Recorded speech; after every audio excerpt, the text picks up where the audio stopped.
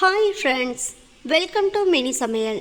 இன்றைக்கி நம்ம சேனலில் சூப்பரான டேஸ்ட்டில் வெறும் உருளைக்கிழங்கு மட்டுமே வச்சு சூப்பரான ஒரு ஸ்நாக்ஸ் ரெசிபி தான் பார்க்க போகிறோம். இது ரொம்பவே சிம்பிள் அண்ட் டேஸ்டான ரெசிபி. வீட்டில் இருக்கக்கூடிய இந்த ஒரு பொருள் மட்டும் இருந்தாலே போதும், நல்ல கிறிஸ்பியாக மொறுன்னு இந்த ஸ்நாக்ஸை நீங்களும் வீட்டில் செய்யலாம். ஸ்கூல் விட்டு வர்ற பசங்களுக்கு நல்ல சுட சுட ஈவினிங் ஸ்நாக்ஸு இந்த உருளைக்கிழங்கு வச்சு நீங்கள் சிம்பிளாக செஞ்சு கொடுக்கும்போது அவங்களுமே ஆசையாக விரும்பி சாப்பிடுவாங்க. ஸ்கிப் பண்ணாமல் வீடியோ முழுசையும் பார்த்துட்டு மிஸ் பண்ணாமல் வீட்டில் ட்ரை பண்ணி பாருங்கள். ட்ரை பண்ணி பார்த்துட்டு எப்படி வந்துச்சுங்கிறத கமெண்ட் பாக்ஸில் சொல்லுங்கள். இப்போ இதை எப்படி செய்யலாங்கிறத வீடியோக்குள்ளே பார்க்கலாம்.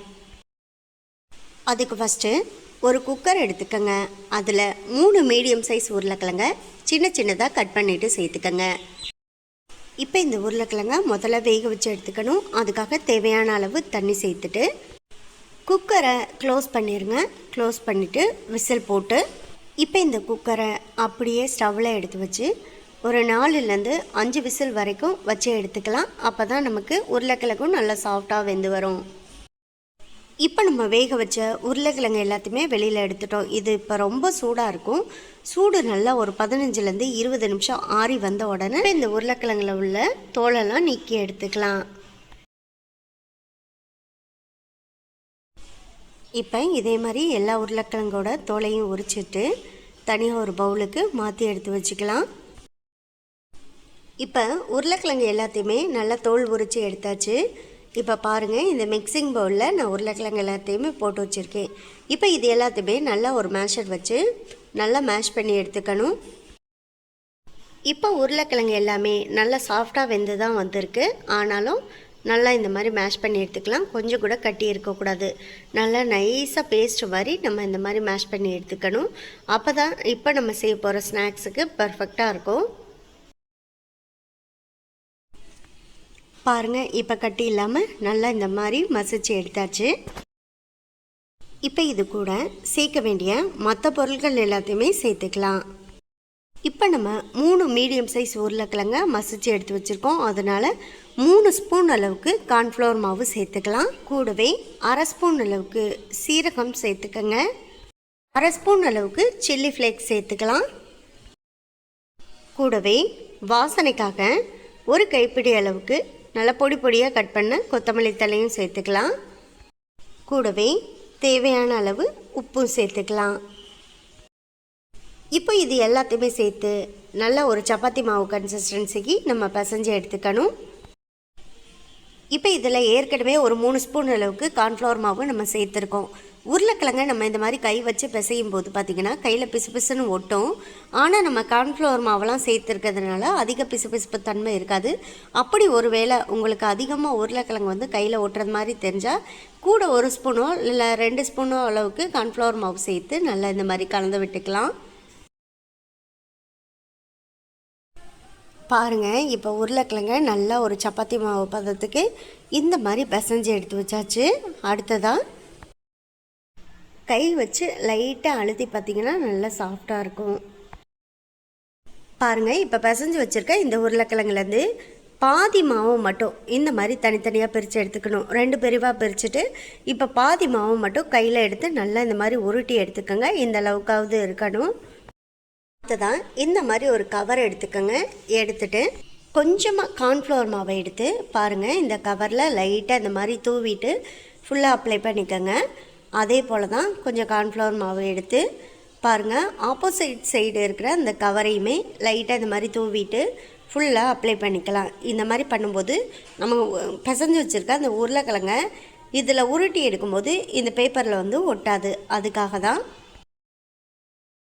இப்போது பிரித்து பாதியாக நம்ம தனியாக கையில் எடுத்து வச்சுருக்க இந்த மாவை இதில் நடுவில் இந்த மாதிரி வச்சுட்டு இந்த சைடு ஆப்போசிட் சைடு இருக்கிற கவரையும் எடுத்து க்ளோஸ் பண்ணிவிட்டு கையில் சப்பாத்தி கட்டை எடுத்துக்கோங்க. எடுத்துகிட்டு இந்த கவர் மேலே வச்சபடி ரொம்பவும் நைஸாக நம்ம தேய்ச்சிடக்கூடாது. கொஞ்சம் கனமாக தான் இருக்கணும்.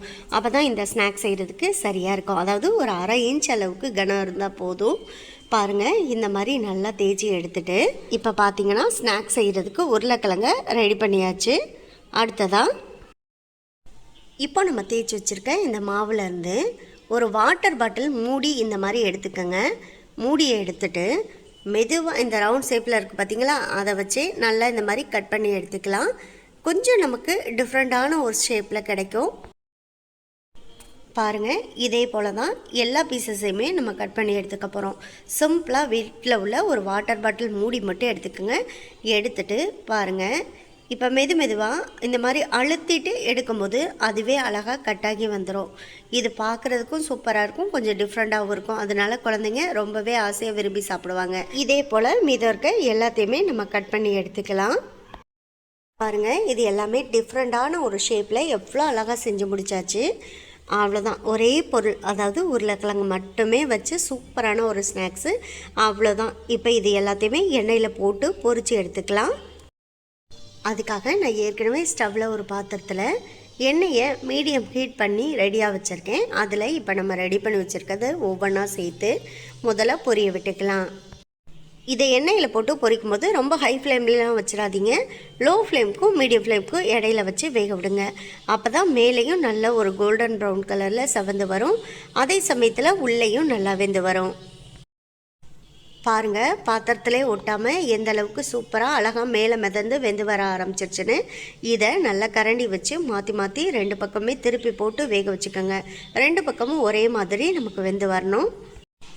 அதே போல் தான் நல்ல ஒரு கோல்டன் கலரில் எல்லா பக்கமும் செவந்து நல்லா மொறுன்னு கிறிஸ்பியாக வெந்து வந்த உடனே பபிள்ஸும் அடங்கி வந்துடும். அதுக்கப்புறமா எண்ணெயெல்லாம் வடிச்சிட்டு நம்ம இதை வெளியில் எடுத்துக்கலாம்.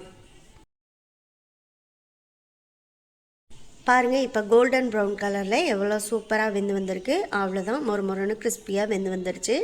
இப்போ இது எல்லாத்தையுமே எண்ணெயிலேருந்து எடுத்துடலாம். பாருங்கள், எண்ணெயெல்லாம் வடிச்சிட்டு அப்படியே ஒரு பிளேட்டுக்கு மாற்றிடலாம். அதே போல் மீதம் வச்சுருக்க எல்லாத்தையுமே நம்ம எண்ணெயில் போட்டு பொரித்து எடுத்துக்கலாம். ரொம்பவே சூப்பரான டேஸ்ட்டில் இந்த ஸ்நாக்ஸை செஞ்சு முடித்தாச்சு. இந்த வீடியோ உங்களுக்கு பிடிச்சிருந்தா இந்த வீடியோவை லைக் பண்ணி நம்ம சேனலை மறந்துடாமல் சப்ஸ்கிரைப் பண்ணிக்கோங்க. சப்ஸ்கிரைப் பண்ணும்போது பக்கத்தில் உள்ள பெல் ஐக்கானை கிளிக் பண்ணி வச்சிட்டிங்கன்னா நான் போடக்கூடிய குக்கிங் வீடியோ எல்லாமே உடனுக்குடனே உங்களுக்கு வந்து சேரும். உங்கள் ஃப்ரெண்ட்ஸ் அண்ட் ரிலேட்டிவ்ஸ் எல்லாருக்கும் ஷேர் பண்ணுங்கள். இதே போல் அடுத்தடுத்து நல்ல வீடியோவில் சந்திப்போம். ஓகே, பாய்.